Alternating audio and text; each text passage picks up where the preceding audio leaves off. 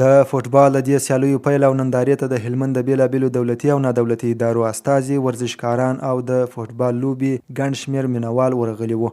هلمند کې د فوټسال کمیټې مسؤل صدیق الله صدیقي هلمند تلویزیون ته وویل چې یادې سیالۍ د اتصالاتو مخابراتي شرکت په مالي ملاتړ ترسره کیږي او 15 ورځې به دوام ولري چې هلمند، اروزګان، کندهار، غزني، زابل لوبډلې به له یو بل سره سیالۍ ترسره کړي.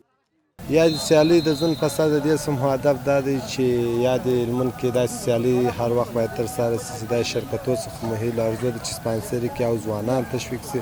یا د سیالۍ سم دا هدف دی چې زموږ د هلمند قهرمان ښه پلیران، یعنې د لیګ ته برتر پلیران چې د افغانستان د لیګ او د افغانستان د ملي ټیم لپاره انتخاب شي.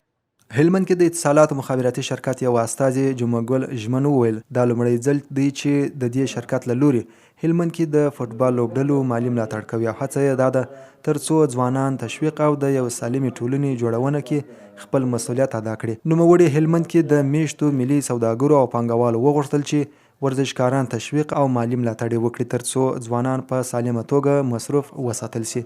د سپانسرۍ څخه هدف دا دی چې ځوانان تشویق سي، ځکه تر اوسه په هلمند کې داسې یو غټه سپانسري نه وه سوې. لومړی ځل دی چې اتصالات مخابراتي شرکت داسې یو سپانسري په لاره واچوله. موږ ډېر خوشحاله یو چې ځوانان تشویق کوو او د ځوانانو تشویق ته پام کوو، د ځوانانو لوړو موخو ته پام کوو.